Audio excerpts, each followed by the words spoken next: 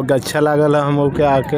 ये आयोजन की कमेटी के सदस्य से और तो गाजीपुर के जनता सर्व का बेचन आयोजन पर बस अगले साल एक करवाए हम फिर से आई जी ये हमारा गाँव है। मुखिया बने।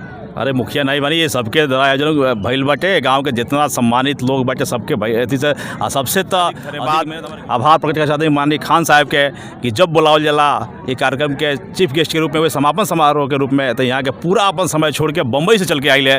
ऐसे यहाँ के बहुत बहुत धन्यवाद। इसी भांति इससे बढ़िया तरीका से हर हमेशा होता रहे। में पिछली साल से कुछ नया देखे के जौन देखे के मिलल है आज बहुत ही सराहनीय बा। और हमनी के उद्देश्य यह रहल बा कि ये क्षेत्र के नौजवान और ये क्षेत्र के दर्शक बंधु ई गाजीपुर के फील्ड में आवें और ओके आनंद लें।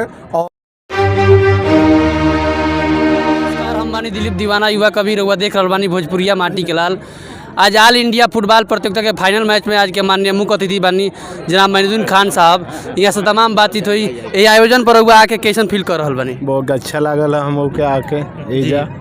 अच्छा, ये आयोजन की कमेटी के सदस्य से और तो गाजीपुर के जनता सर्व का बेचन आयोजन पर बस अगले साल एक करवाए हम फिर से आई जी ये हमारा गाँव है। जी बिल्कुल। और हमारा साथ में बानी माट साहब केडी सिंह कुशवाहा जी। रउआ आयोजन पर ना का रउआ आयोजन के मुखिया बने।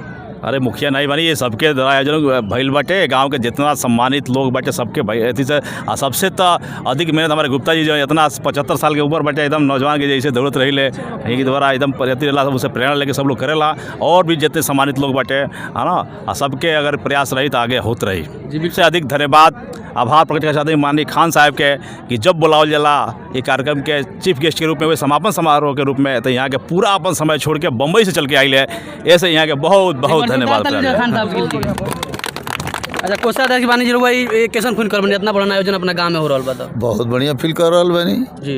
इतना बम्बई से यहाँ के चल के नहीं तो मन में बहुत खुशी, बहुत खुशी जी बिल्कुल। हाँ। और हमारे साथ मानी सर जी, रउआ कैसन अनुभव कर रहा है? बहुत अच्छा अनुभव हुआ है। गुप्ता जी मतलब कि अभी शुरू से जितना मेहनत करे बनी, हमें लगा था कि यहाँ के अगर पंख रही तो उड़ उड़ के भी मेहनत करती है। मतलब आयोजन पर जानता सर का कहो गाजीपुर जानता से ये आयोजन निर्माण हर साल इसी भांति इससे बढ़िया तरीका से हर हमेशा होता रहे। जी बिल्कुल। हम निकलनी सन साथ में मानी पूर्व प्रधान राकेश गुप्ता जी, ये आयोजन पर का कहे अपना आयोजन?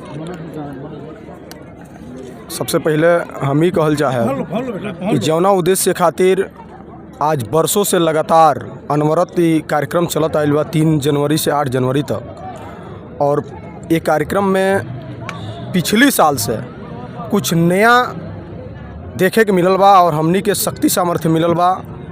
ओइमे हमनी के बगल में खड़ा बानी आज के मुख्य अतिथि के रूप में। यहाँ के आशीर्वाद सहयोग से आज जौन कार्यक्रम देखे के मिलल बा पूरा भव्यता और शक्ति हमनी के मिलल बा। और जौन यहाँ के नाम पर भी आसपास से उमड़ल जन सैलाब के प्रदर्शनी जौन देखे के मिलल है आज बहुत ही सराहनीय बा। और हमनी के उद्देश्य यह रहल बा कि ये क्षेत्र के नौजवान और ये क्षेत्र के दर्शक बंधु ई गाजीपुर के फील्ड में आवें और ओके आनंद लें और ये क्षेत्र के भी नाम रोशन करे खातिर वो प्रयास करें। ये आज देखे के मिलल बा, ऐसे हमनी के बहुत खुश बानी जा। जी बिल्कुल। हम निकलनी सन ऑल इंडिया फुटबॉल प्रतियोगिता के फाइनल मैच में और जाने के लिए तमाम सम्मानित अतिथि से रुझान। कैमरामैन के साथ दिलीप दीवाना, युवा कवि। धन्यवाद।